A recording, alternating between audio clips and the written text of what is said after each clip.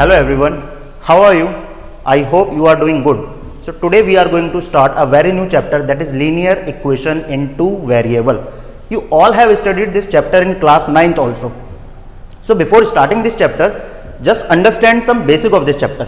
What does it mean? Linear equation. Okay, linear equation means those equation which have highest degree 1. Those equation which have highest degree 1.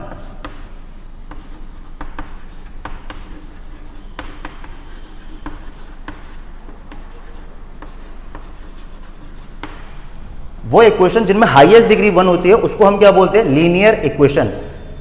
And variable means, देखो variable means what? Variable means other than numerical value.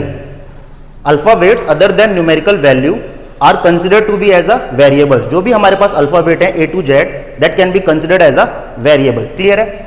So what is linear equation in two variable? Linear equation in two variable, whatever the equation we are writing, we will use the equation of highest degree and two variable. For example, ax plus by plus c equal to 0. This is the general form of linear equation in two variable. Here you can clearly see there are two variables, x and y. X and y are two variables.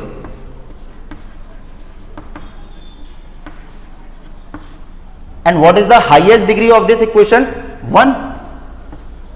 So this can be this is known as linear equation in two variable. Okay, suppose there are two friends, Rohan and Yash. I give them total 12 rupees and ask them to distribute. Now what they do? They just distribute the money. Now I ask them, Rohan, tell me how much money you have. Then he says, I have only x rupees. तो मैंने उनको क्या मान लिया? x rupees. And what about yours? y rupees. So they have x and y. अब मैं exactly उनसे पूछता हूँ कि Rohan tell me the exact number of rupees you have. Then he says कि मेरे पास total rupees जो है वो यस का डबल है. Total rupees जो मेरे पास है that is twice of yes. तो अब यहाँ पे जो रिलेशन बनेगा that is x equal to 2y. x equal to 2y. y क्यों? बिकॉज यस के पास जो रुपीज है उसको हमने क्या माना था? y. एंड रोहन के पास जो था दैट इज x. तो x is equal to twice of money which Rohan which Yash has. Is it clear? And total money they have x plus y equal to 12. Now we have two equation, x plus y equal to 12 and x equal to 2y. So we have two relations. By using these two relations, we can easily find out the money they both have. Is it clear? So now we can write this like x plus y minus 12 equal to 0. Now transpose this 2y, x minus 2y plus 0 equal to 0. Now we have these two equation. Now you can clearly see this is in the form of general equation which I have already written over there. Ax plus by plus c equal to 0. Ax plus by plus c equal to 0. Clear है? तो इस type से हम किसी भी linear equation को लिख सकते हैं, लीनियर इक्वेशन टू वेरिएबल को लिख सकते हैं. नाउ अब किसी भी लीनियर इक्वेशन को फाइंड आउट करने के लिए दो मेथड हमारे पास है. First one is graphical method. Graphical method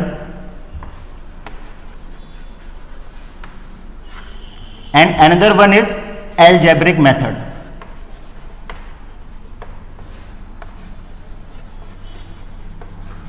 Algebraic method. So there are two methods by which we can find out the exact value of x and y, graphical as well as algebraic. What is graphical method? Graphical method means you have to do graphs. You have to do graphs. ठीक है? And the graph you will draw like there are three graphs you can draw. First one is coinciding. Second one is intersecting. And another one is parallel.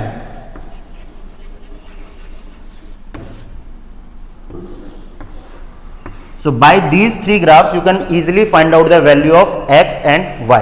तो algebraic method देख लेते हैं। Algebraic method में हमारे तीन type के method आते हैं। पहला है एलिमिनेशन, एलिमिनेशन, दूसरा आता है हमारा सब्स्टिट्यूशन,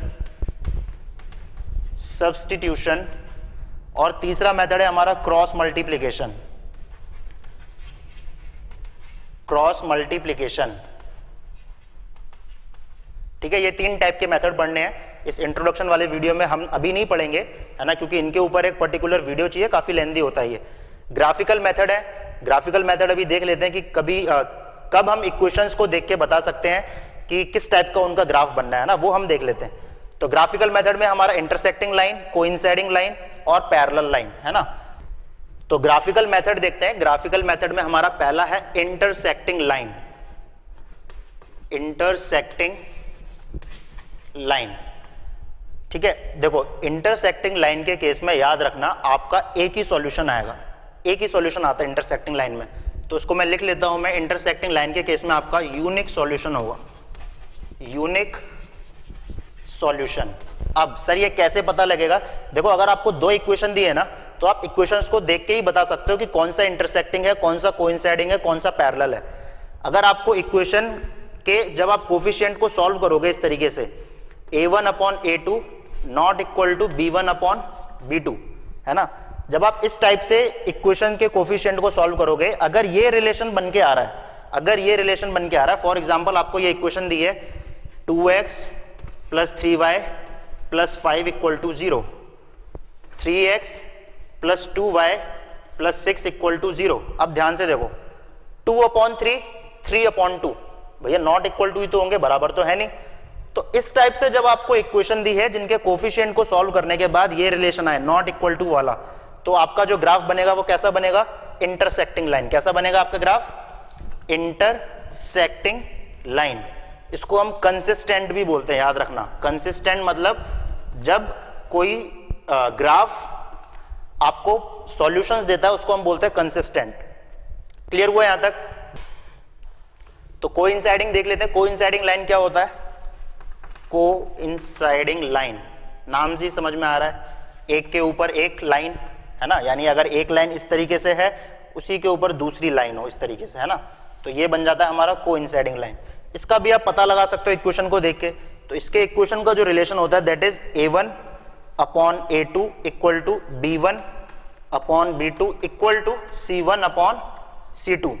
सर अब जरा इसका एक एग्जाम्पल दे दो, तो है भैया अपने पास एग्जाम्पल भी है, देखो 2x plus 3y plus 6 equal to 0। दूसरी इक्वेशन में लिख देता हूं 4x plus 6y plus 12 equal to 0। अब जरा सॉल्व करना जरा इनको, 2 upon 4 then you will get 1 upon 2, 3 upon 6 you will get 1 upon 2, 6 upon 12 you will get 1 upon 2।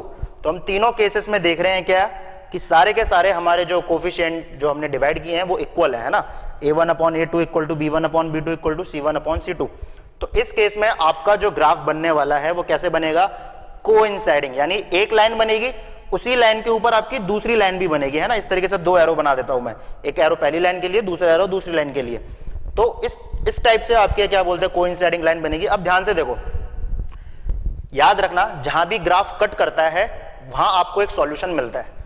Intersecting line के केस में ग्राफ सिर्फ एक ही पॉइंट पे कट कर रहा था, इसीलिए आपका यूनिक सॉल्यूशन था या वन सॉल्यूशन था।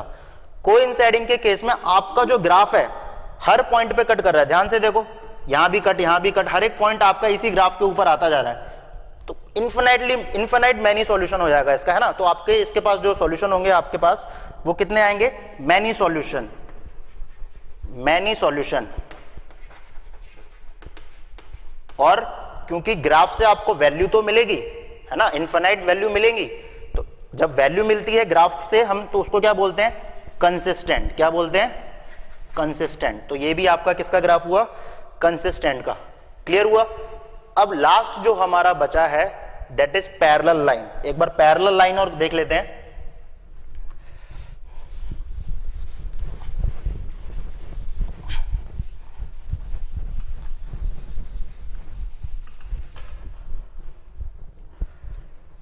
देखो पैरेलल लाइन को और चेक कर लेते हैं, है ना, कुछ नहीं है, काफी इजी है।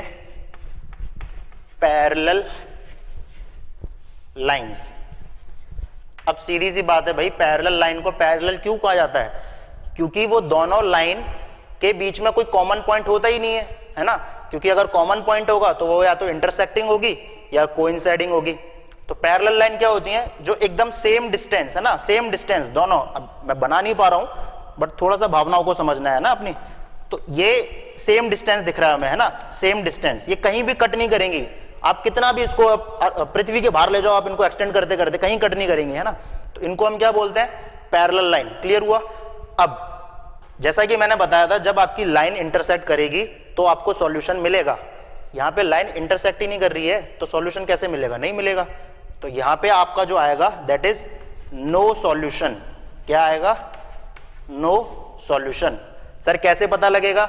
सर रिलेशन बता दो इसका भी। तो बता देते हैं इसका रिलेशन। देखो, A1 upon A2 equal to B1 upon B2 not equal to C1 upon C2। ये थोड़ा सा आपको याद रखना पड़ेगा, कंफ्यूजन होती है इसमें और इसमें, है ना, कि कहाँ इक्वल टू है, कहाँ नॉट इक्वल टू है। तो क्लियर हुआ? A1 upon A2 B1 upon B2 not equal to C1 upon C2। Sir एक एग्जाम्पल दे दो बढ़िया सा, तो एग्जाम्पल भी दे देते हैं। देखो, 2x plus 3y plus 6 equal to 0, 4x plus 6y plus 7 equal to 0। Divide करना जरा।